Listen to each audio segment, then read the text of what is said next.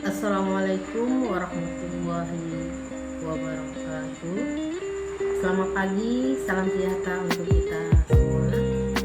Baiklah anak-anakku, sebelum kita mulai pelajaran, kita berdoa sesuai dengan agama dan kepercayaan masing-masing. Untuk yang beragama Islam, mari kita membaca surat Al-Fatihah.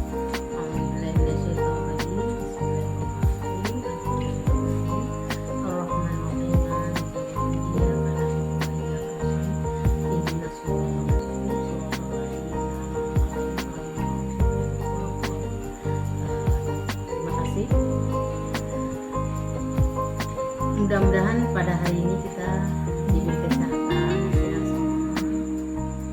Jangan lupa jaga protokol kesehatan, jaga jarak, pakai masker, cuci tangan, olahraga, makan makanan yang sehat. Mungkin dengan kita menjaga protokol kesehatan yang bagus, maka wabah COVID-19 ini cepat menghilang. Mudah-mudahan kita bisa beraktivitas kembali seperti sedia kala, yaitu belajar dengan tatap muka. Amin. Baiklah anak-anakku, pada hari ini kita akan mempelajari tentang termokimia. Apa itu termokimia? Nah, sekarang kita pelajari mengenai termokimia.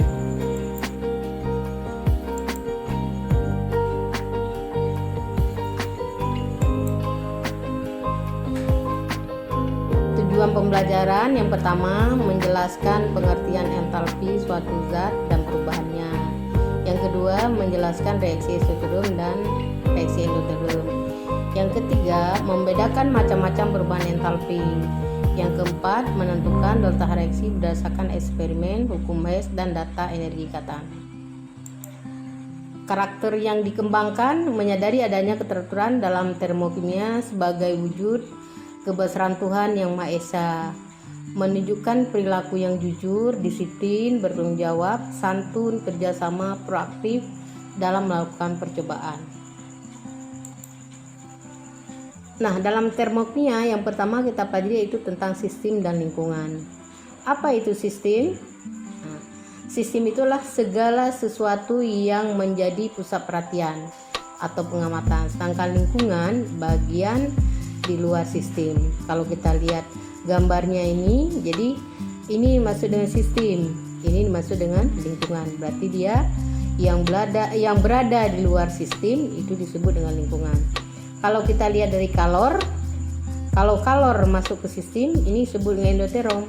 Kalau kalor keluar dari sistem maka ini disebut dengan eksoterm. Jadi itu yang dimaksud dengan sistem dan lingkungan.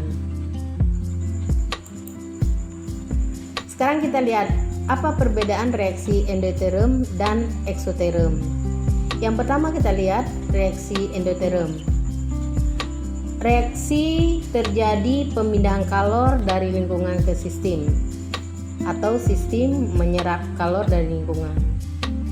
Karena dia menyerap kalor, maka delta H sama dengan plus atau delta H lebih besar 0. Kalau kita lihat di diagramnya ini diagramnya, ini kita lihat reaksinya. Lama-lama hasil reaksinya energi dalam sistem menjadi bertambah.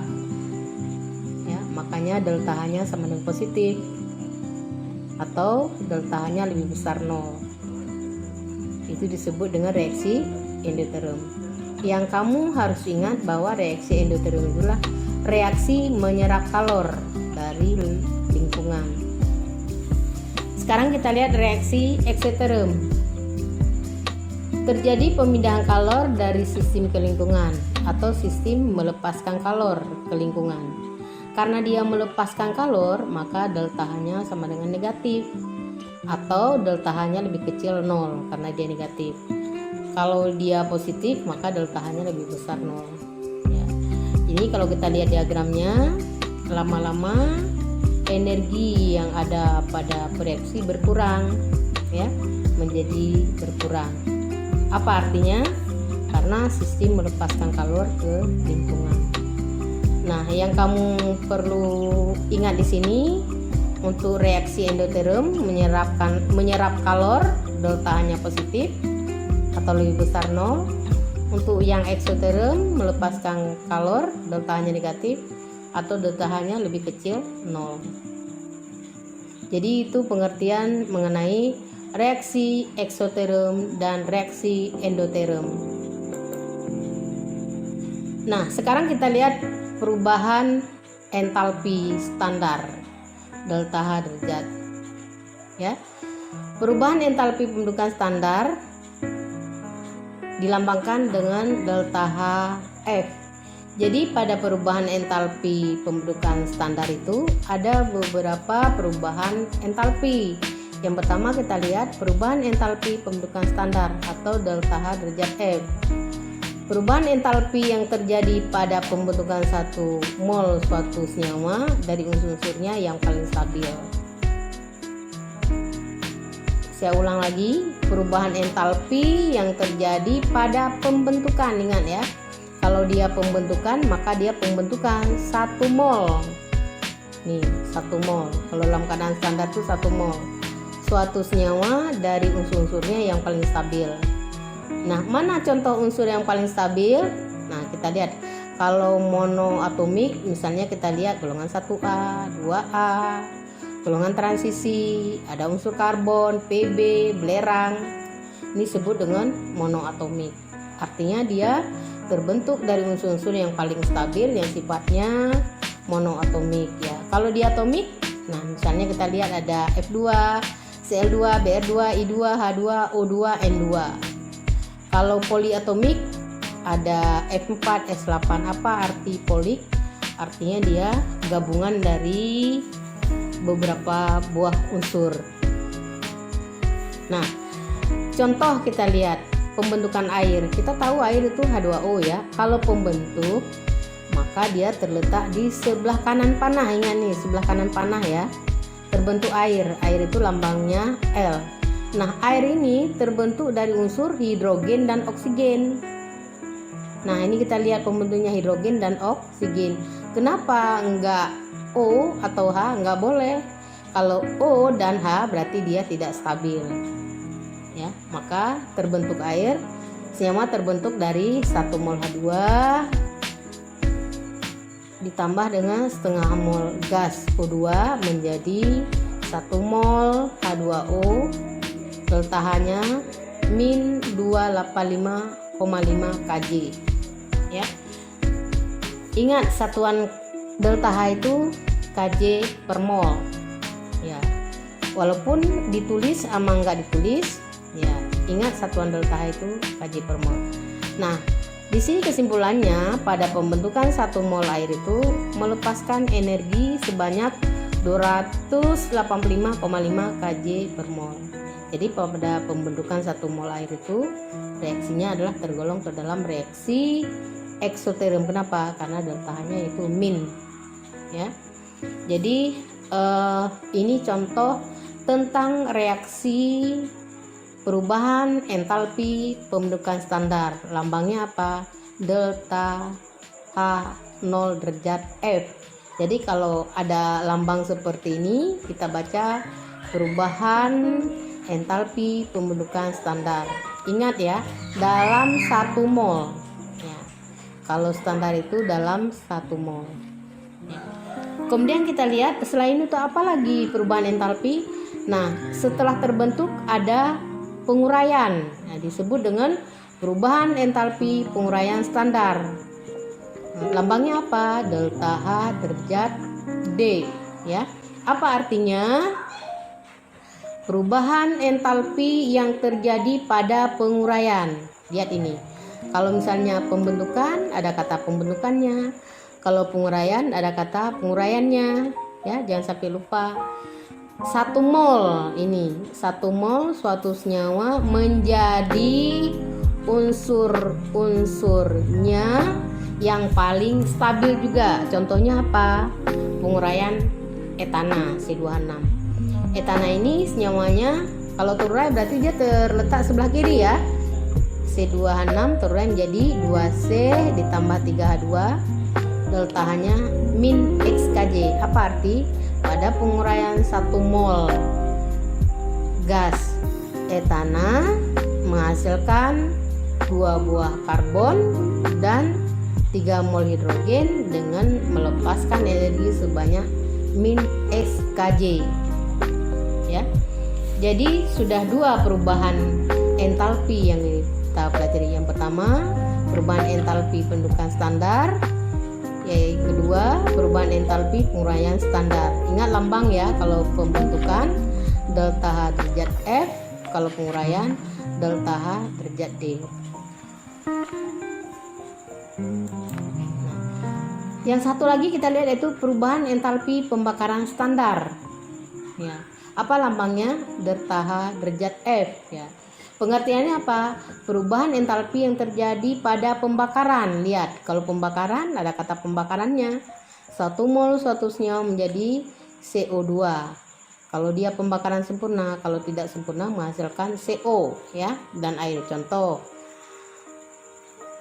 CH4 dibakar. Kalau kita buat persama reaksinya, apa arti pembakaran? Pembakaran itu artinya suatu zat bereaksi dengan O. Nah, kalau kita lihat reaksinya, CH4 ditambah O2 menghasilkan CO2 tambah 2O. Ya, delta-nya sama dengan plus XKJ. Apa artinya? Pada pembakaran 1 mol metana menghasilkan 1 mol CO2 dan 2 mol air dengan menyerap energi, bukan melepaskan ya karena tandanya plus, dengan menyerap energi sebanyak min X Kj per mol ya. Nah, kita lihat dalam persamaan reaksi juga harus setara ya. Di sini kita lihat A-nya ini sudah 4, ya O-nya 2, ini 4.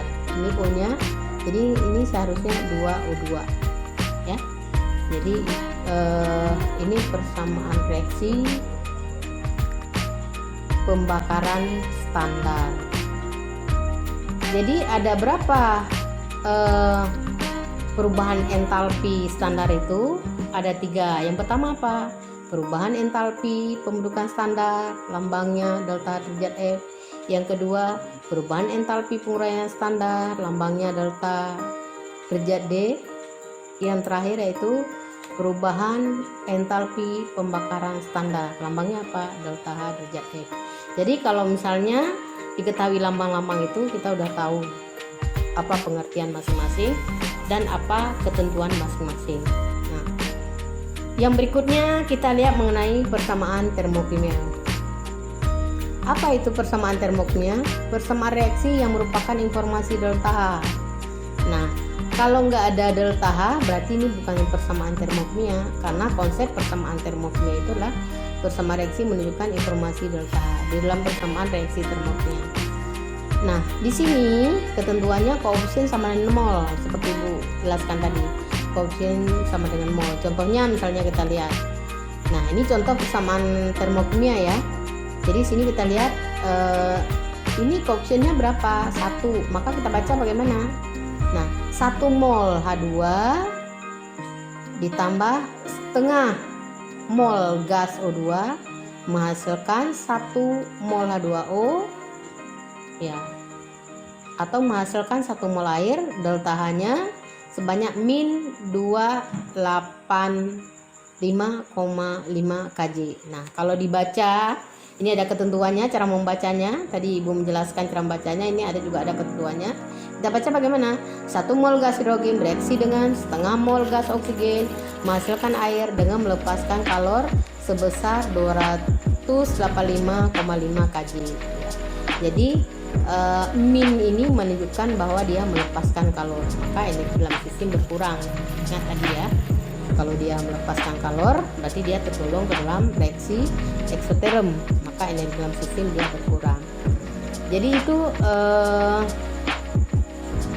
contoh tentang persamaan termokimia ya. Yang berikutnya, perhitungan persamaan termokimia berlaku ya. Bagaimana berlaku?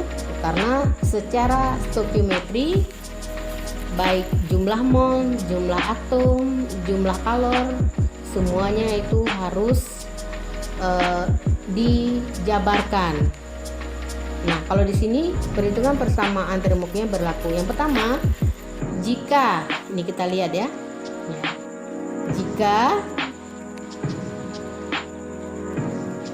Jika reaksi dibalik, nilai delta H berubah dari tanda plus menjadi min dan sebaliknya. Jika reaksi dikali X, maka delta H juga dikali X. Jadi semuanya kalau persama reaksinya misalnya seperti ini nih.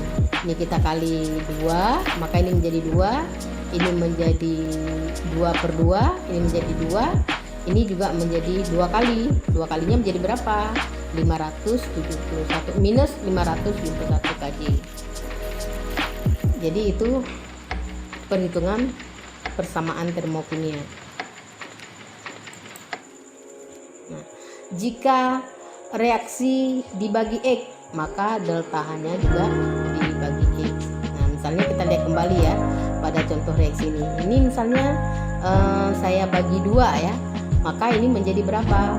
Ini menjadi 1/2, ini menjadi 1/4, ini menjadi 1/2, ini menjadi delta H-nya juga menjadi setengahnya. Anak-anakku, untuk pelajaran hari ini kita cukupkan sampai di sini dulu. Minggu depan kita akan pelajari tentang perhitungan delta H. Tadi kita melihat bahwa dalam termokimia itu ada reaksi eksoterm dan reaksi endoterm. Nah, kalau reaksi eksoterm bagaimana? Energi dalam sistem berkurang, energi lingkungan bertambah. Kalau reaksi endoterm, energi dalam sistem bertambah, energi di lingkungan menjadi berkurang. Nah, minggu depan kita bisa menghitung berapa energi dalam sistemnya bertambah dan berapa energi dalam sistemnya berkurang, yaitu dengan cara percobaan. Nah, untuk hari ini kita cukupkan di sini dulu, yaitu yang pertama kita pelajari tadi sistem dan lingkungan, yang kedua tentang reaksi eksoterm dan endoterm, yang ketiga tentang perubahan entalpi. Tadi kita lihat ada perubahan entalpi pembentukan standar, perubahan entalpi penguraian standar, perubahan entalpi pembukaan standar, dan yang terakhir yaitu tentang persamaan termokimia. Untuk hari ini Ibu cukupkan di sini dulu. Lebih dan kurang Ibu mohon maaf. Ibu akhiri. Assalamualaikum warahmatullahi wabarakatuh. Sebelum